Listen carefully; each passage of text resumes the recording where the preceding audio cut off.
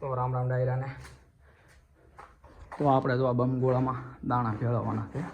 પટ્ટ મારવાનો છે દવાનો, આ દવાનો એક બાસ્કુ નાખીએ અને તમે નાખો દવા. ઓરે પાવડર કઈ કે પાવડર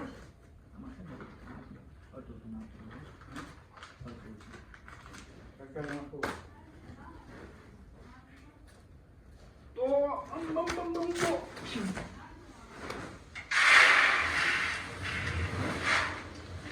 બે મણ હામી પાસે હા 2 મણ નાખો. એક મણ નાખી દે, 2 ડબલા એ નાખી દે પાણી. મને તો બધા એનો ભેળો તો થોડાક વધ્યા છે. ઓગણચાલી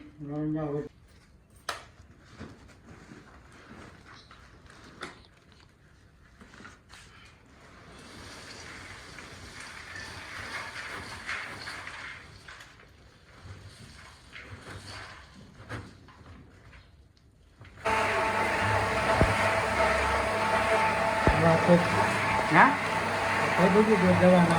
બસ એ મૂકી જાવ.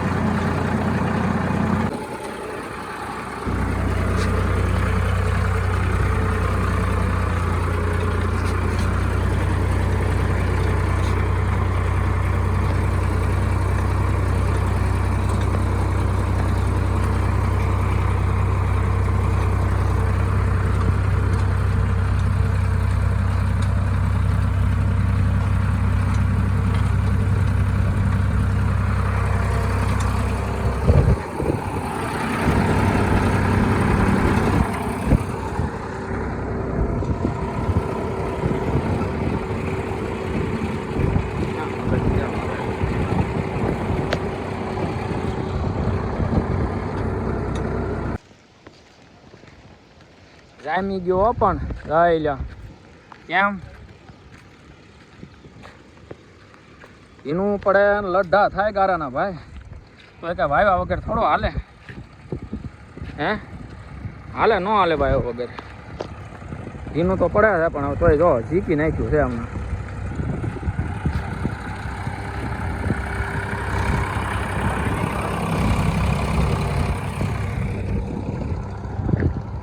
અને શાહ જો ખુલ્લા રાખ્યા છે. શાહ ખુલ્લા રાખ્યા છે કેમ કે દાંતો ભરાઈ જાય એના હિસાબે. અને આમાં હવે પાછી પાટલી મારવી પડશે જ્યારે શાહ બુરા છે દાણા. જોઈ લે આમાં પાટીઓ મારશે ત્યારે શાહ બુરા છે. અને વાંસ બગલા આવી ગયા છે નાસ્તો કરવા. અને જો શેડો લેવા ગયા છે ને એટલું રાખવાનું છે બાકી, કેમ કે અહીંયા ભર્યું છે પાણી એટલે ના કાંઈ હાલે એમ છે નહીં. પંખા ફરે તોય ગરમી તો થાય હો ભાઈ. હા કેમ કે વાતાવરણ અત્યારે ગરમીનું છે. અને હવે ફરતો શેડો લેવા ગયા છે ને શાહ ઉઘાડા છે ને પાટલી લેવા ગયા છે ને બગલા જો સણ્યા છે. ક્યાં જાવ બાબા? ચાલો હવે આપણે ભાગીએ ઘર બાજુ. વાતાવરણ જો જામતું જાય છે હો પણ હા કેમ ક્યાં જાઓ પણ પાણી પીલા પાણી ભર્યું હોય તો હવે ઉલેસી નાખ્યું જ્યારે થાય તો હવે રીધા તો આપણે એટલું બાકી રાખેલું હતું કે પાણી ભરાય છે એમાં આપણે કાલે વાવવાનું છે એમ તો સાંજે વરસાદ આવ્યો ને સવારે જવો તમે જોઈ લો કેમ ભરતી દીધું હમથળ પાછું કારણ કે વવાઈ ગયું છે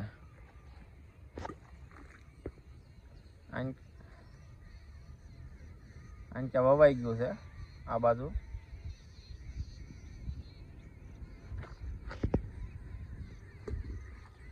વવાઈ ગયેલું છે અને અહીંયા જો હમથળ ભરતી દીધું ને પાણી જોઈ લે પાછું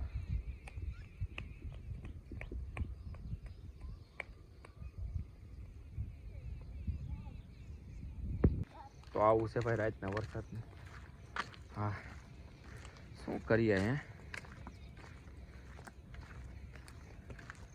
હે થાય ઈશ્વરના હાથમાં છે ભાઈ વરસાદ નહોતો ત્યારે એમ થયું કે નથી વાવણી ક્યારે થાય અને વાવણી થઈ તેમ થાય કે વાવવા ક્યારે દે એવું છે અઠવાડિયું થવા આવ્યું એટલે 8 દિવસ હા કાલ વઘા વરાપ મળેથી મસ્ત મજાની હો એમ થયું કે પાણી ભરાણું એટલે પછી વાવી દે પાછું ભરી દીધું સાંજે ચાલો